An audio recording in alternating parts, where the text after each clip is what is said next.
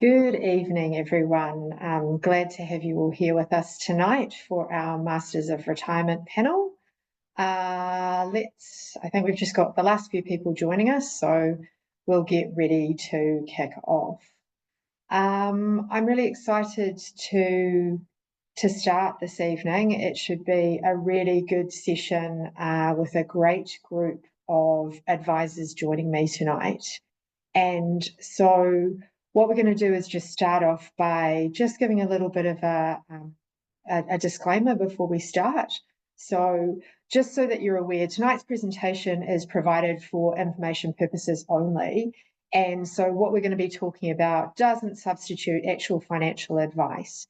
However, if you find that something tonight really resonates with you, then look, we'll have an offer at the end of tonight's session, and if you would like to come along and see any of the panelists that are working with us or one of the other advisors that we have working, these guys are just 4 of the 50 people that we have giving advice.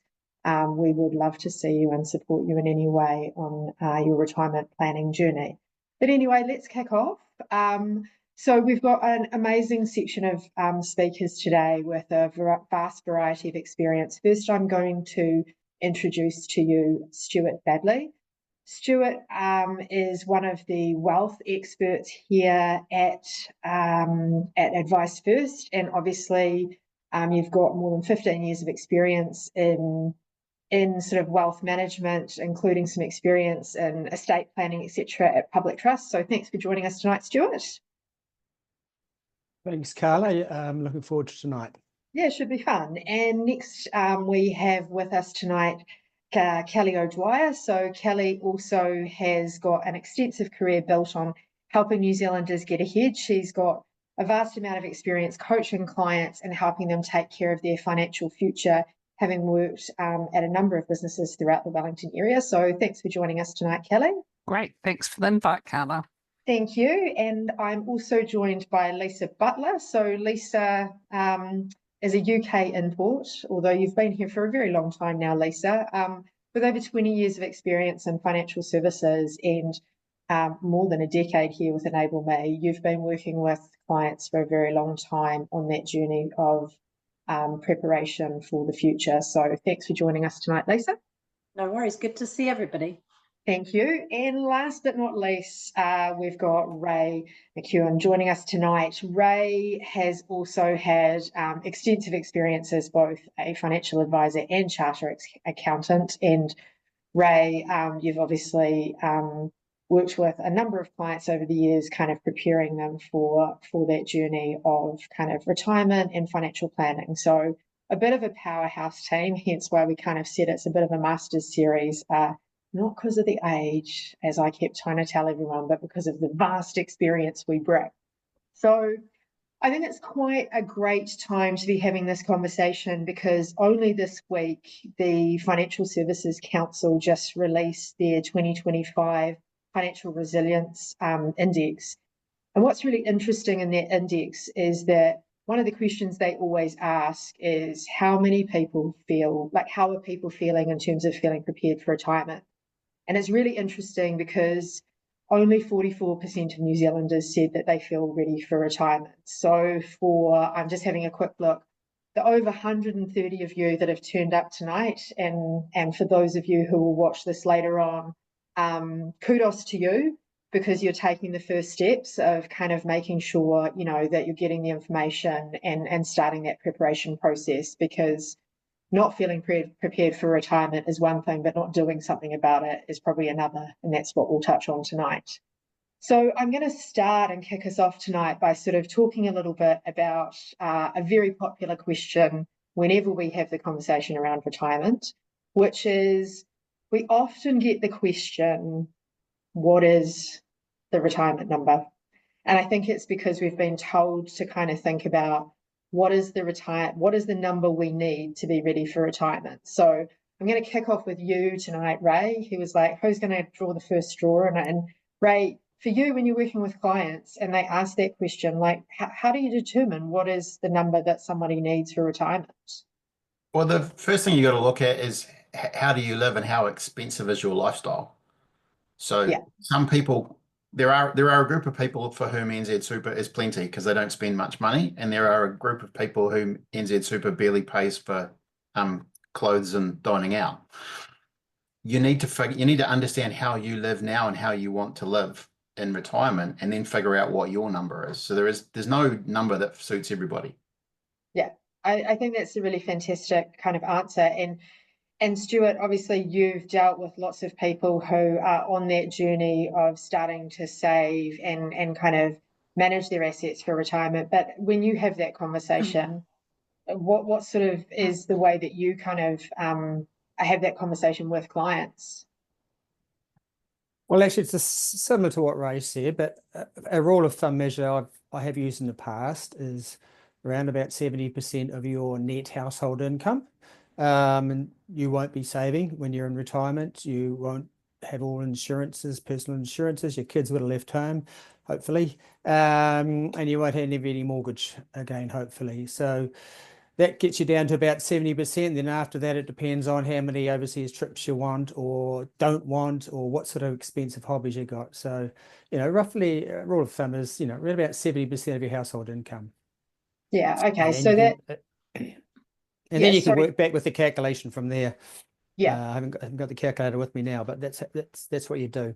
Yeah, well, I guess it all depends on what you're spending. And I guess the question that a lot of people tend to ask is sort of, and Lisa, I'll kind of direct this to you, but there's lots of conversations about, what age is retirement, and when I say, we kind of think of it as 65, but how long do you need to be preparing for? There's stats that have come out. I asked a woman this as opposed to the guys on the panel, because unfortunately it looks better for us than it does for you guys. Well, it depends on if we're looking for living longer or having to find more money. At the moment, I think the average age for a New Zealander as of this year was, I think off the top of my head, when I read it this week, 82.5.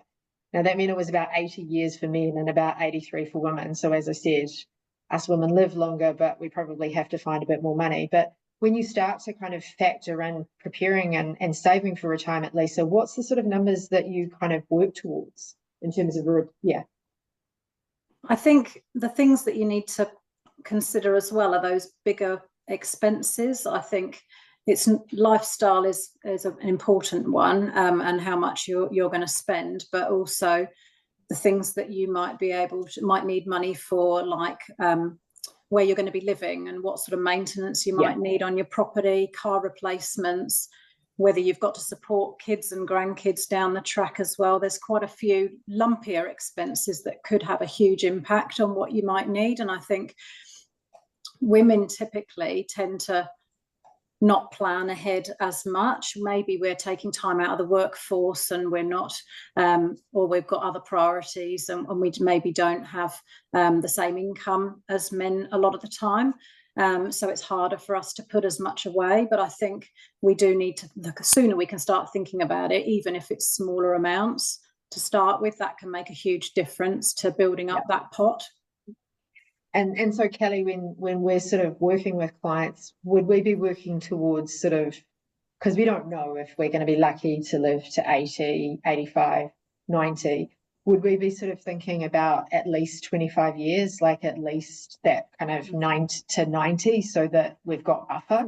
Yeah, so Carla, we like to work till 90 and kind of smooth that out over that period. But when I'm talking to my clients as well, because the number is kind of a magical number, isn't it? It is, quite yeah. like to refer them to the Massey University study.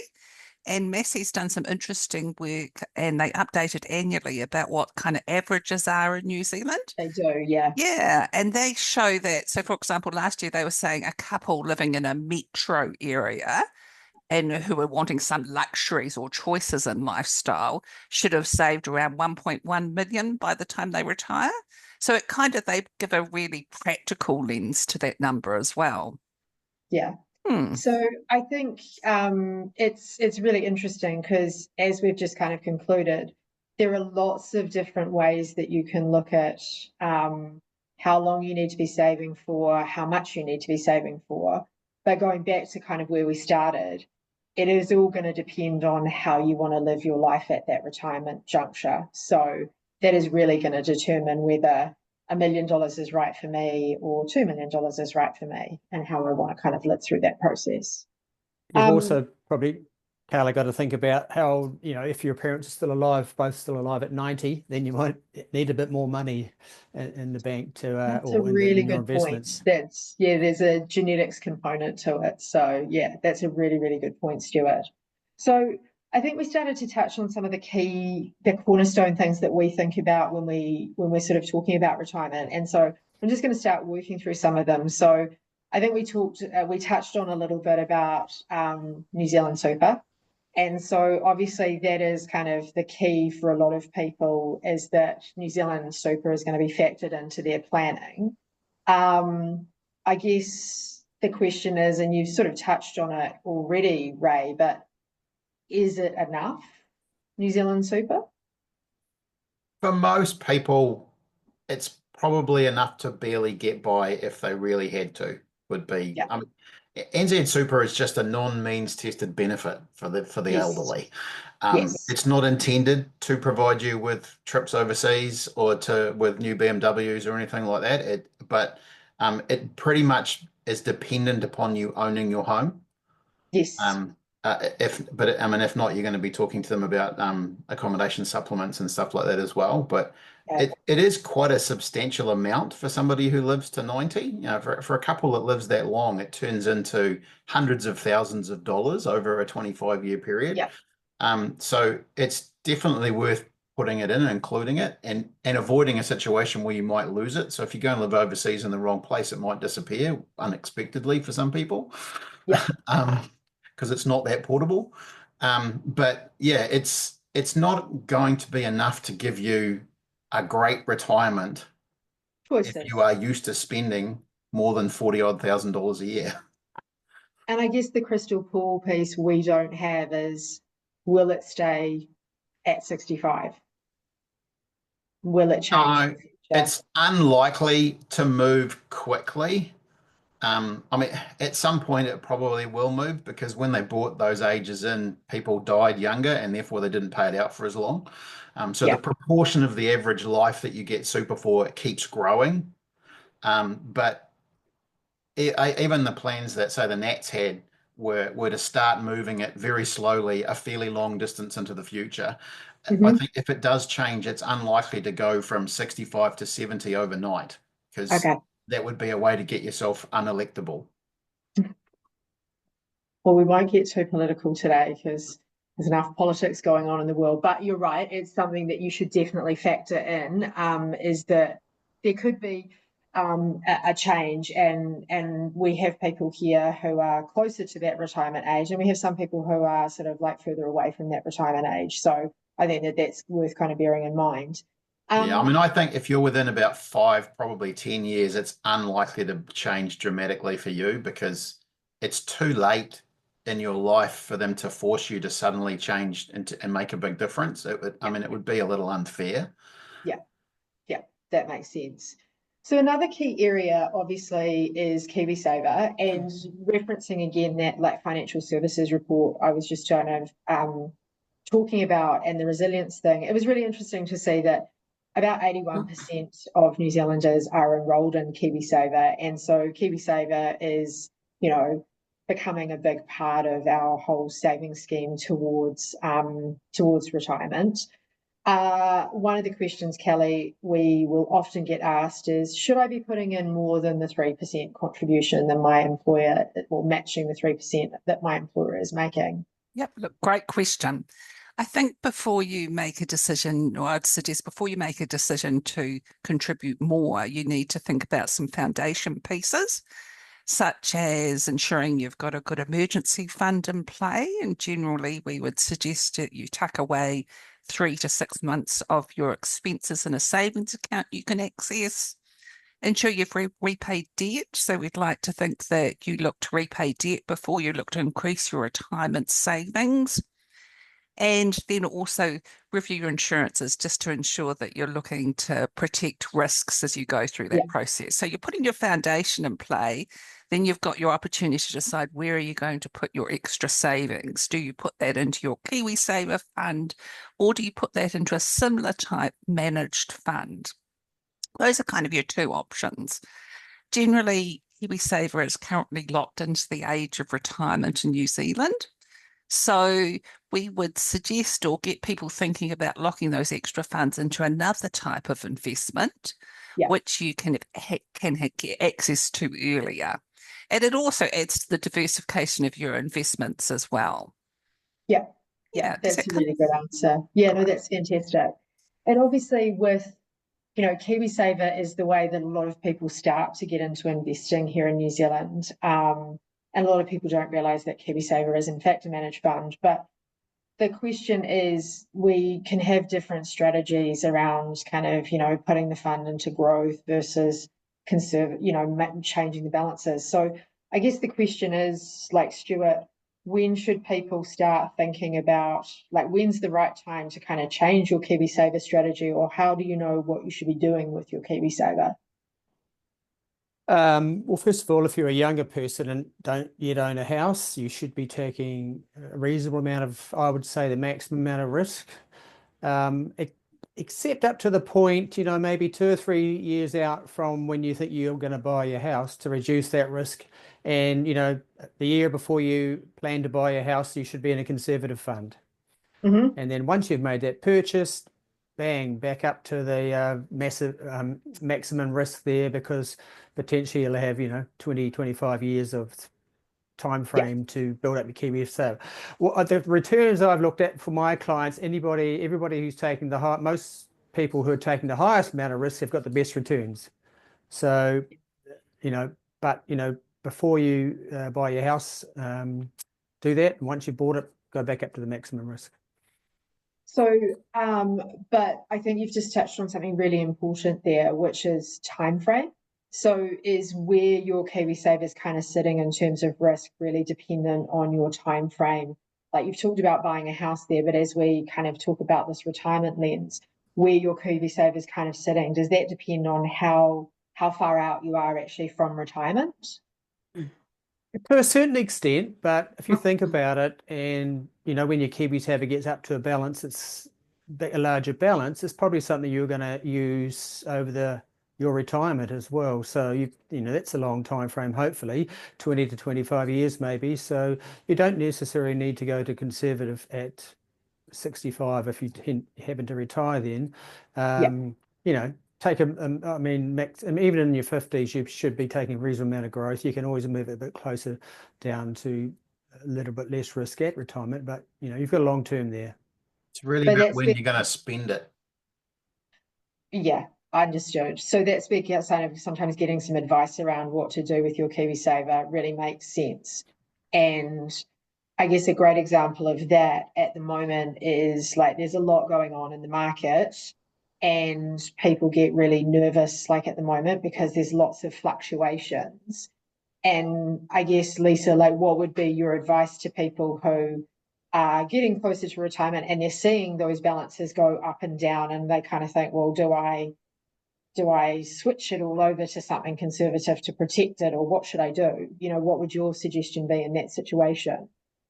That's really a good question at the moment, because obviously we're seeing it a lot on a daily basis with the news. So I think I would always revert back to what your original investment strategy was, why you set up those investments, what the timeline was. I wouldn't necessarily look at changing into more cautious funds immediately, because what happens is you then lock in the losses that you've already made. If you leave them as they are, if you say didn't look at your balance every day, I would absolutely advocate for that. If you're not planning on cashing your investment in because you're going to retire and you need the money, I would absolutely not look at it, especially when the markets are going up and down like they are at the moment. But just hold your line if you can. Go back to your advisor, look at the strategy that you had, double check that it's still the right thing for you to be doing. And if you don't need that money in the short term, then typically riding it out is going to get you the best return in the longer term, I think. because when I think you look to the markets, like you've got to look sort of like out bigger than just the day to day, don't you? Yep. Yeah. Absolutely. During Um, COVID, the share markets dropped quite a lot, quite quickly as well.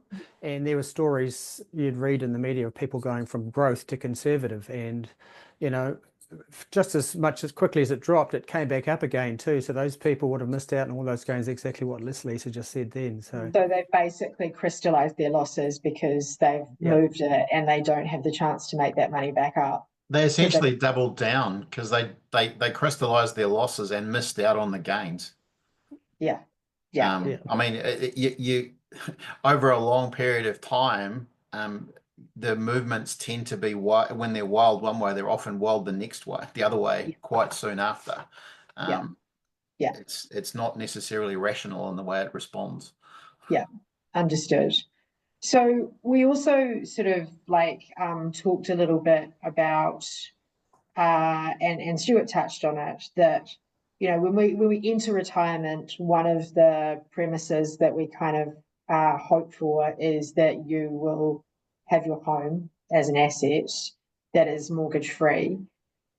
At the moment, it's like OneRoof had some stats back in 2023 that about 136,000 New Zealanders were entering retirement with still a mortgage in place. And obviously there are a number of people who are, close to retirement and still have mortgage balances. Lisa, from your perspective, why is it so important to be mortgage free at retirement? And what are some of the things, that people should be considering around that? Yeah, it's definitely super important to be mortgage free if you can be before retirement, because it's just one less cost you've got to factor into your lifestyle when you're trying to work with a lower income potentially. So not having rent or a mortgage to pay means you've got security of where you live. You're not going to have the worry of rent increasing or someone selling the home from under you in your retirement, but also you've got that home that you then know you've got a roof over your head for the whole of your retirement without having to pay anything for it apart from a bit of maintenance. So it's crucial to have that cost kind of dealt with up front so that you don't have to deal with it ongoing in retirement. So the key things would be to find a surplus each month so that you've got spare money available. If you haven't got a surplus at the moment, look for ways that you can either reduce your expenses or increase your income. Get a side hustle or work towards upskilling yourself so you can get a promotion or a different job, something like that. Or just look at your expenses and see if you can cut back on a few things to increase that spare money, and then apply that to your mortgage really effectively.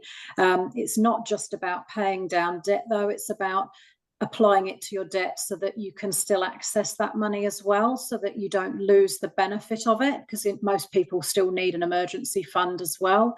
So being able to offset it against your debt so you pay less interest, but also retaining the access to it, that then helps you build your equity in your home.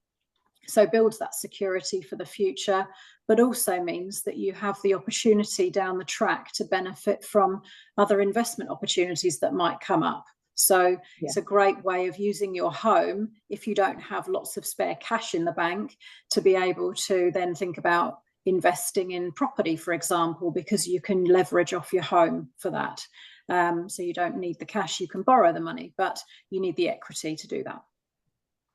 Yeah, so that's a really good suggestion, and we'll come back to that in a second. But one of the things that I did want to ask is that, Ray, often people love this idea of their home and that being like a big part of their asset base. But in your experience of working with clients, does downsizing actually release a lot of capital and actually provide that top up or that bit of that money to live off in retirement? Yeah, it can, but you shouldn't. In order to get a lot of money out of downsizing, you need to buy a much smaller house of a similar quality, or a house that's of a much lower quality, because there's a reason that you want that $500,000 or whatever it is that you're after. And what happens with a lot of people is that they've got a relatively tired old family home, which is quite large, but they want to buy themselves a snazzy thing that's all done up and brand new, etc. And they don't actually end up with a lot of cash coming out.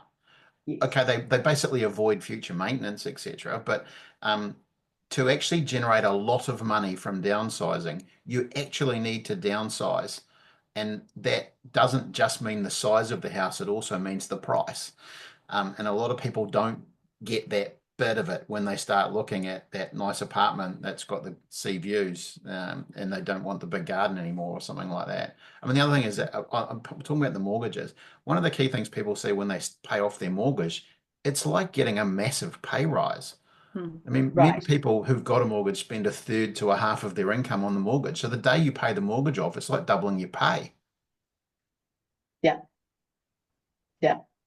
And that's a really good piece. So like we've talked a little bit about those kind of basics, but if you go into retirement, you've got your super, you've built up some stuff in KiwiSaver, and that depends on how far out you are, obviously, from retirement. For those of us who started the KiwiSaver journey later than others, there's less in that KiwiSaver bucket. For those youngsters on with us, hopefully that KiwiSaver bucket will be really nice and big by the time they hit retirement. But I guess there's that, for some of us, there's going to be that disconnection between the life that we can fund and the life we want to live. And we will often refer to that as being a bit of a retirement gap. And that retirement gap is probably a money gap, or it's either a money gap that we need to close or an expectation gap that we need to close. I don't know.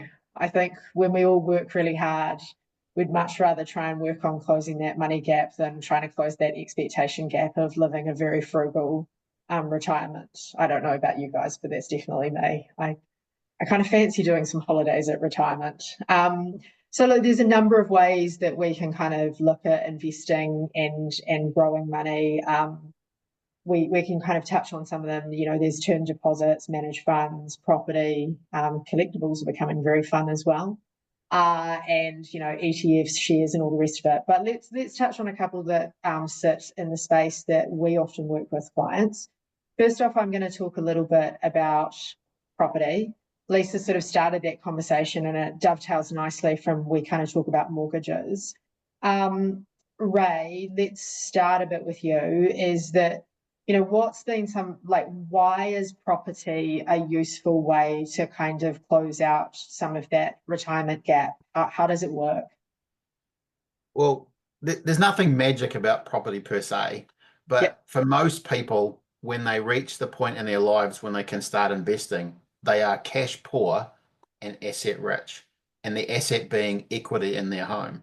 If you go to a bank and say, I'd like to borrow some money against my house to buy an investment property, the banks basically fall all over themselves to give you some cash. If you go to the bank and say, I'd like to borrow some money against my house to buy some crypto, they're likely to call the person with the white shirt that locks your arms in to take you away. So it's not that property's magic, it's that you can use somebody else's money to get it when you haven't got any cash. So you can get a very large asset with a very low outlay, and you can hold that asset for a long period of time. Whereas putting $10 into a savings account every week will turn into an amount of money over time, but it takes a long time to start growing. Putting $10 into topping up a property that costs you hundreds of thousands of dollars, you get the growth in the value of the property, but you need to be able to manage it and work through property cycles, etc. So they say that it's time in the market, but not timing the market that makes the difference. And it doesn't really matter what market you're talking about. Yeah, I understand. But I take it if that's something that people kind of want to explore, there's more to it than just rocking up to the bank and asking for some money, Kelly. I guess you sort of touched on it a little bit, not that I'm saying that you do that, Ray, but there's a lot of analysis that goes on in the background about finding the right kind of ways to invest in property and looking at how that kind of fits with an overall plan as well. And and that surplus piece and where you're kind of, because I could be wrong, but sometimes is there still the need to kind of top up and do those sorts of things when you're doing an investment property, or how does that work? Yeah, so you want to make sure, so often the rent you receive won't cover all of your outgoings. So there is Yeah. possibly a top up you're going to be putting into the property. So you just want to make sure that that's something that you can manage in your current cash flow comfortably and prepare for risk. So I'm all about managing the risks around this. So you just might want to make sure you've got some fat in your other areas. And just think about how you're balancing that off against maybe saving into your KiwiSaver fund and doing both at once. It's not about putting all your eggs in one basket, it's my view. And so this is where like having like this kind of this plan is like having a plan is really key, because it's not about just doing one thing. It's about all of those things working together in synergy. So you've got a plan around what you're doing with your kind of budgets, well, not budgets, but like a plan around what you're doing with your expenditure, a plan around what you're doing with your insurances to kind of underpin any risks, and then a plan around kind of what you're doing with building up those assets. And it's not just your plan pre-retirement. You've got to have your plan in place post-retirement as well. So you have to understand how things are going to accumulate pre-retirement and what does post-retirement look like for you. Because you may be holding, for example, property post-retirement and have that factored in later on in your plan. Yeah. So it's all about those timings. And as some of the other panelists have said, when are you going to spend money? When do you need the funds? And making sure that's timed into your plan post-retirement. Yeah. Yeah. And some assets, like we're talking about property. We'll move on to talk about managed funds in a second with Stu. But Lisa, some assets, like there's a better age and stage for them. Like, some assets are easier to, as you run out of cash flow in retirement and you want to be able to access cash easier. I mean, I could be being a bit kind of naive, but it's not really that easy to access money out of a property. You might have rental income, but that capital gain and everything that Ray's talking about, like it's there's less flexibility. So how do you kind of think about that in terms of a plan? So, and there's two ways you can deal with investment property, which I talk to my clients about a lot. So a lot of people think when they own a property, they want a passive income all through their retirement. So they're going to keep that property forever and ever and just take the income from it. And the idea being that they've paid down the mortgage on that property over time. So they get to keep the rental income that they get for it. And that tops up their super KiwiSaver, and they get that extra income to live off. The other option, which a lot of people are tending to prefer nowadays, is they hold the property for a property cycle to maximise the capital gain that they get. And then what's a property cycle? Just so that's fine. So properties go through like shares and managed funds. They go through a cycle where where you bought it from, it increases in value over time, and it will go up and down over that period. Typically, so for example, a property cycle is typically 10 to 12 years. In New Zealand, some areas like Auckland are a little bit shorter than that because they tend to double in value quicker, but other areas tend to be a little bit slower as well. So the average is kind of that 10 to 12 years. And so what we're trying to do is hold the property for a cycle. So we want to manage the costs of it during that time. And then the aim would be you have the option to then cash it in the future and sell it, pay off the debt that you've got, and then take the capital gain. And you can then use that capital gain to invest and then live off that investment. So you have a bit more flexibility with how you spend that money, because you're not being drip fed a regular income. You've got a lump sum, so you can go on a world cruise, buy a new car, those kind of things, because you've got the lump sum. So it's very specific to individuals, how they want to manage that property and how they're going to spend the money. But there's different ways to do it. Yeah, and look, that's a really lovely segue into Stuart, because obviously you're in the business of working with lots of people that come to you with those lump sums. and then Yes. obviously want to put it into a managed fund, and they might have a couple of options. So some people might do large withdrawals, or they might do a regular withdrawal. But what are some of the benefits of being in a managed fund? Yeah, it's a good question, Carla. Yeah, one of the things is you don't have to worry about your tenants being in a managed fund. It's got a lot more flexibility. Usually these things can be set up so you can get money out overnight. There's usually a cash portion in a managed funds that we deal with. You can move to different risk profiles as you get older. You can get ad hoc withdrawals when you get the rates bill and the insurance bills, especially the last couple of years. But most of my clients take a regular payment out of it just to replace the income as they're no longer working, and deal with it like that. So yeah, And they are that could quite be flexible. like monthly, quarterly, 6-monthly, like whatever works for them in their plan. Most of them do it about every month. Some will Okay. just take ad hoc withdrawals to go on their holidays or replace a car, or, as I say, pay for the rates. But generally, a good portion of them want to supplement their New Zealand super payments, so they'll take a regular payment out each month. I call And that so a that retirement managed- salary. Yeah, retirement salary, absolutely. exactly. Yeah. Yeah.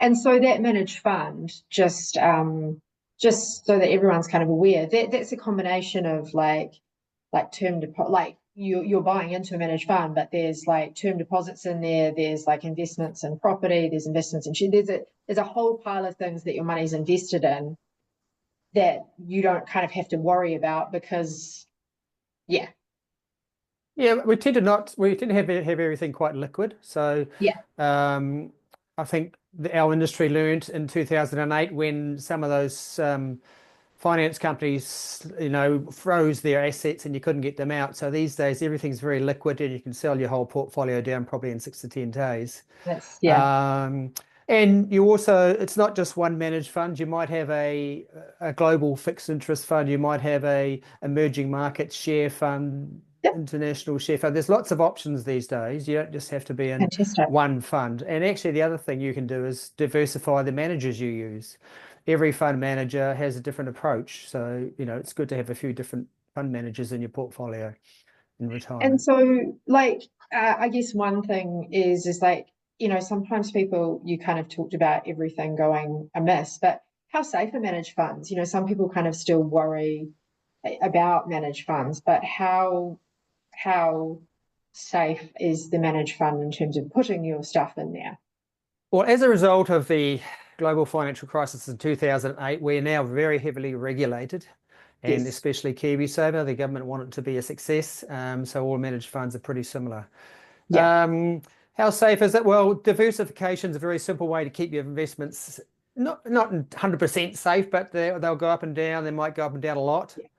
But as long as you're diversified and have a different mix of higher risk and low risk assets, as long as you can, after a number of years with, KiwiSaver, people will understand it goes up and down. So generally all eggs down in one basket, basically, with the managed fund, which is the benefit. Yeah. It's not like shares where you're investing in one company that could close overnight. It's spread across a multitude of investments. You need to understand what managed funds you're in, because some managed funds can actually be very specific. Yes. Australian West Coast mining sort of thing. Or it could be global shares. Your risk is based on the fund, what the fund does, not something else. And sorry, Carla. No, you're right. Go ahead, Stuart. Most advisors and advisor businesses would have an approved list of funds they can use, and they would hire a third party to research those funds. So, and they'll have an investment committee in place as well. So, and a custodian as well, separate from their business. So, and also when protection. When someone's going into that managed fund thing, like to raise, Ray, if you're really passionate about West Coast mining, that's where you could put your money. But if you're very passionate about sustainable investing, or you're very passionate about technology investing, like that's one of the things that you can work through with an advisor as well, is that you can kind of have some preferences in the areas that you'd kind of like to invest as well. So there's quite a bit of options there too, isn't there, Stuart? There is. We don't have any crypto or anything like that, but clients can go to Sharesies and get that sort of thing there if they wanted to, but we don't Yep. tend to That's all right. go Yeah. into that market. No, that's absolutely fine. We do most things, but there are some things that we're like, well, can't be everything to everyone. So Yeah. we sort of touched on it, and I will just talk on it a little bit more, but we've talked a lot, and we talk a lot at Enable Me about this whole, building phase. So one of the interesting things about retirement is we spend this vast career of ours, some odd 40, sometimes 50 years, building all this wealth, building all these assets. But retirement is a little bit different, because all of a sudden we're starting to draw down, and income isn't coming through the traditional channels of an employer. And so, Lisa, like, how important is it to understand what you're spending? And we kind of, like Stu touched on it a little bit, that you could use 70% of your current income as a way of kind of working it out. Someone said, is that before tax or after tax, Stuart? I'm assuming that's It's net income. It's net income. I was talking about, yeah. Yeah. But it's like, how important, Lisa, is it for anyone to kind of understand what the incomings and outgoings are, and tracking that into retirement? Oh, it's fundamental, because it determines how much you're going to need. And if that number needs to be extrapolated out for 25 years, then if you're out by 10, 20,000 every year, that's going to, your number you're trying to aim for over the course of your working life that you're going to need to spend in retirement is going to be hundreds of thousands out. Yes. So, and that doesn't take into account, as I said, all those bigger expenses on top of that as well. So it's really important to get an idea, a really clear idea, what those expenses look like and when you're going to need them. Yeah. And so, Ray, you've kind of touched on a little bit that retirement, it can be like, New Zealand Super will kind of cover the baseline, but then people want to do a little bit more. In your experience of working with clients, what does it look like in terms of how they spend when they go into retirement? Like, are they spending the same when they retire, or is it more costly when you're getting older? Or what does the spending pattern look like in retirement? Like, what should we be aware of and planning for? We sort of work on the basis that unless there's a good reason, you'll probably continue to spend at a similar rate, but what you spend your money on will change. And they do talk about sort of the phases of retirement. So if you retire and you're healthy, you'll be doing a whole bunch of bucket list items. And in fact, some people spend a chunk more in the first few years of retirement because they are literally working their way through their bucket list. And then you reach a point in your life where you're not gallivanting around the planet quite so much. And if you're lucky enough to live into your 90s and past your century, you don't tend to be getting out and doing a hell of a lot, and your life tends to become a bit cheaper, and much more of your expenditure is on your healthcare. But you need to think about it longer term and be able to adapt as you go, because you don't know when you're going to get sick. You don't know if you're going to need a hip operation that the government won't pay for. You don't know if your kids are going to move offshore and the only way you're going to see your grandkids is to travel. You want to be able to flex things as you go, and monetary resources are the things that give you the power to flex it in terms of your spending. Yeah, that totally makes sense. And look, we kind of talk about drawdown, and someone sort of asked a little bit of a question too, Stuart, which is that, like, why would you change KiwiSaver from growth to conservative, and, when you're nearing retirement, and, when you get to 65 with KiwiSaver, do you just take it all out of KiwiSaver and put it in a bank? Hopefully not, unless you planning to spend it the next day. But now with KiwiSaver, and most KiwiSaver providers have got more than one risk profile, so they may have a conservative balance and growth. So what you might want to do as part of your decumulation strategy is, have your first 5 years worth of your expected income you want to draw in conservative, the next 5 to 10 in a balanced, and then you'll have 10 plus in a growth fund, so you can be, diversified in terms of risk. And then as you take your first 12 months out, and then the end of that year, you move some down from balanced to conservative, you move some from growth to balanced.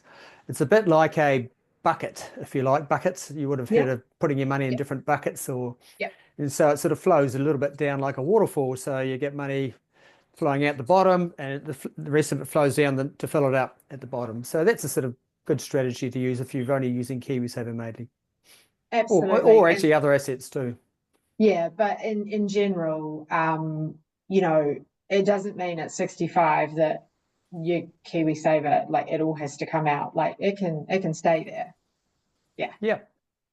KiwiSaver is not as flexible perhaps as some other assets, but you're still able to take it and withdrawal out every month if you wanted to.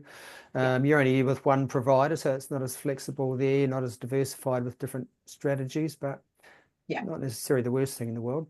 Yeah.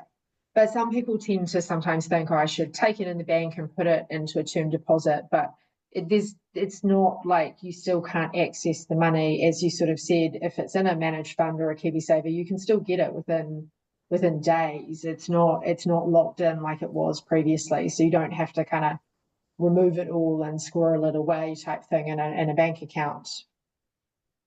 Well, that's true. And if you go back 2 or 3 years, you're barely getting 1% in a term deposit. So you wouldn't be keeping up with inflation with that sort of return. I mean, after tax term deposits are almost never higher than inflation. Yeah. Yes. Yeah.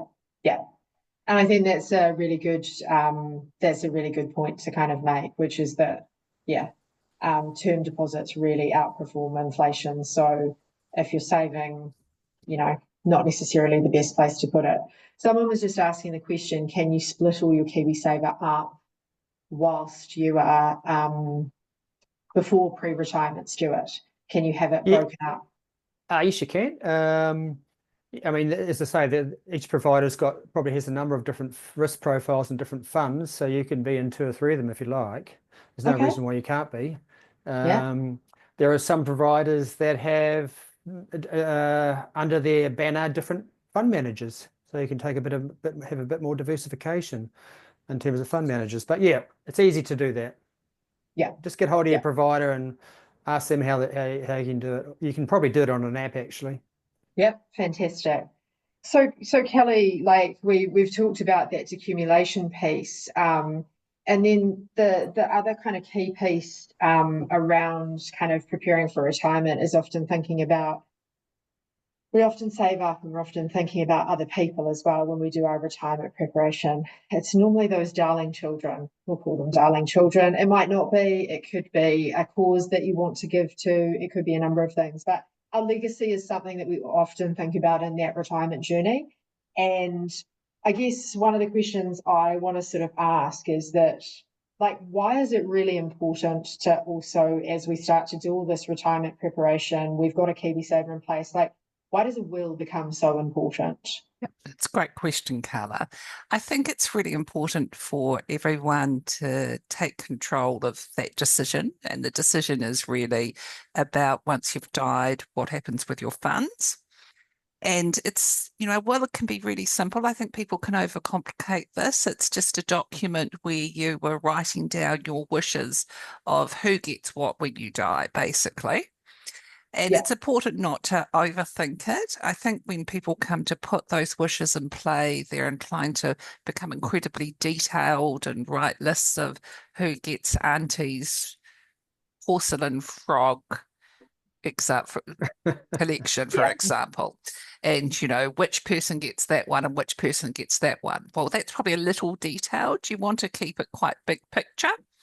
And you're just really saying, who's going to sort my affairs out once I've died?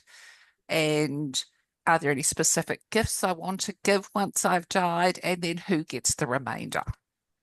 Yeah, that totally makes sense. Right. One of the things you need to be, if you don't have a will, the process is slow and expensive and painful for the people who are still there. So even a very simple will make the process faster and less expensive and less painful for those people, as long as they don't argue with each other about what was in the will. And I also like to say, people, you don't have to wait till you've died to do some charity or gift giving. You can do that while you're alive. You can bring that to life. Yes. You can help providers understand how you'd like your funds used. It's really empowering if you're actually thinking about philanthropy when you've retired to get involved in that journey yourself before you've died, and that can live on after your death as well. Yeah, I think that's a really nice suggestion, Kelly. And I think a lot of people don't kind of think about the fact when they are still quite far out from retirement that your KiwiSaver is still something that is going to have to go through. Most of us now, 81% of us have KiwiSaver, Yep. and we have to go through a kind of probate process, even if it's Yeah. around KiwiSaver. So it's if you have assets over $15,000, Yeah, you need to go through a formal process. correct. So by default, if you've got an asset that's worth over $15,000, i.e. KiwiSaver, please have a will. Just makes it, I as know, to Ray's it's- point, Even makes it just paying easier. for your funeral can be very hard if you Yeah. don't have a will. Just Yeah. makes it easier. Yeah. And the other Um, thing to note in the will as well, that's super important, is guardians for your children. Yep. Because otherwise the courts will decide who looks after them, Yeah. and that may Yeah. not be who you'd like. Fair enough. Yeah. So look, we've still got a couple more questions coming through, and I will touch on them just a couple of them. But in terms of, one person's asked the question, and it can often be a really complicated question to ask, Ray, but that whole reverse mortgaging piece sometimes comes up when we start to talk about retirement. What's the kind of, what would we suggest around having those conversations about reverse mortgaging and how that sort of fits in with your plan or our plan? Well, I mean, I would only be looking at something like that if I didn't have other resources and Yeah. the property that I was living in, I was able to and wanted to stay in. And Yeah. so then you can effectively utilize some of the value of that property by borrowing money. It's more expensive than a normal mortgage. The amount that you can borrow is different. The rules are different, but it does enable people who otherwise wouldn't have access to cash without selling the home that they want to stay in to access cash. So it's a valid thought, but you need to really think about it. And I mean, obviously, the longer you live after you take it out, the more that debt will grow, because by and large you don't make any payments and they just add the interest bill on each year. Yeah. But the rules are, there's only I believe 2 or 3 providers for it, so it's not quite that, it's not common, and it's just another kind of lever in the toolkit, but it's really important, from what I understand, to have that as part of how does that fit in your plan and does it make sense, as opposed to something that everyone wants to kind of consider. yeah. There's a similar product out which has been launched recently. I'm not sure whether they're allowed to say which business it is, but it's a pretty good product. It's similar to what you've just been talking about, but I think it's a little bit better than that. Lifetime And doing retirement income. doing the same sort of thing, like okay. Yep. Yeah. So the business is called Lifetime Retirement Income. So if you want to have a look at that, it's worthwhile having a look at. Okay. So I guess what I'd like to, what I thought was really interesting, and thank you to everyone that kind of participated and answered, is that we're really passionate here about starting that conversation around retirement earlier. We surveyed everyone tonight who was coming along, and obviously it was really interesting because half the people attending were sort of like 15 years in that sort of 15-year window to retirement, but a lot of people, or half that registered, they had more than 15 years to retirement.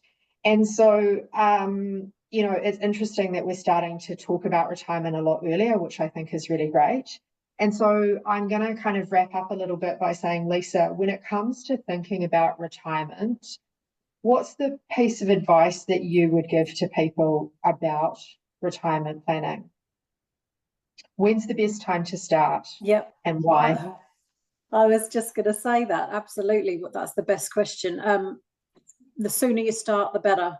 The sooner you start, the easier it is. So even if it's very, very small amounts going into your KiwiSaver, the compounding interest will make a huge difference to what you accumulate over your working life. So I think doing those small things for a longer period of time makes infinite difference to what you actually are able to achieve in retirement. So I would definitely start there, and then you can grow with that over time. As you get more income and more spare money, you're going to be able to think about more exciting investment opportunities and things. But I think starting with something, you know, small earlier, much better, because the longer your money has to be invested, the compounding effect of that over 20, 30 years makes a huge difference. It does make a huge difference. And Ray, obviously, I'm sure you're going to tell me that it's also really important to start now. That's the conversation I always have with every advisor, start now, which I'm very passionate about. But is it too late? Like, is there a point where you just give up? Like, Well, unless you're planning on dying tomorrow, no. Because no matter what stage you're at, you can at least make a plan for what's left to come in terms of what resources you have and how you want to use them. So, I mean, it's highly unlikely you're going to be 92 and suddenly making a retirement plan, but you know, if you're 92 and you've got 7 years to live, you need to understand what you're going to do with those 7 years. And I don't know what the life expectancy at 92 is. I'm just guessing. So I don't know. I mean, it's the old joke. You should have done it yesterday, but today's better than tomorrow. Yeah. And Kelly, I think like you've worked with a number of clients now. It can be really intimidating having these conversations. Why should people sort of become like, how do you work with people and sort of be and take away the stigma of having this conversation? How do you make people feel comfortable, and how do you make it exciting to think about preparing for retirement? Because we should sometimes be talking about it in 30 and 40. And you know, how do we plant that seed? Like, how does that fit into that overall life journey? So it depends, obviously, where you are in that journey. But I think if you're 30 and 40, it's about bringing the future alive for people and talking to them about what that could look like, which is really empowering because it gives them some reason to put those funds aside. But if you're close to retirement, and this is just to reinforce what the other panelists have said, if you're close to retirement and you've done nothing and haven't thought about this, please seek advice and get some experts to help you on that journey, because it is never too late. There is always something you can do. Fantastic. And Stuart, I guess working in sort of more of the managed funds, you have the privilege, I think, actually, of working with a lot of people who are in retirement. So you get to see the other side of retirement and people who are enjoying their retirement. And what are some of the benefits you see for people who've put that plan in place and kind of, you know, put it in action? Well, they generally have a good, happy disposition because they're out doing things. You know, they're in a walking group, or they're traveling across to Hobart to do something with their family, or, you know, they're able to travel around the world in some cases, but they're all out doing things. They thought they were going to be quiet when they retire, but they're usually quite busy. So, and, you know, they've got an advisor with them, and every time something goes wrong, they'll just give us a phone call, and you know, they're generally pretty happy in most cases. We do hear them complaining a little bit about the rates and insurances of late, especially, and the water. But those are the bits you can't control. But the thing is that you're with them through that journey and supporting them along the way. Yeah. Fantastic. Well, look, on behalf of everyone, thank you very much for your time tonight. It wasn't by chance that we brought together your fantastic expertise. You've provided a lot of great insights to all of those that attended. So thank you very much. As we sort of said, if you would like to catch up with any of the people here tonight, you're welcome to book a consultation. All of these experts are able to help you talk about your retirement journey, and there are another 46 advisors in our team that are happy to work with you. we can talk with you about building an overall retirement plan. We've also got people who can just talk to you about dedicated KiwiSaver requirements, or even just working with a managed fund. So get in contact with us and we can work out the best person to talk to you about, because there isn't much in financial services that we don't cover, apart from reverse mortgages, Ray. But yeah, on behalf of the panelists tonight, we'd just like to say thank you very much for giving up an hour of your time and listening to us talk about retirement. We hope we've given you some inspiration and some things to think about, and we look forward to catching up with you all soon. So good night to you all, and we'll speak to you all soon. Bye.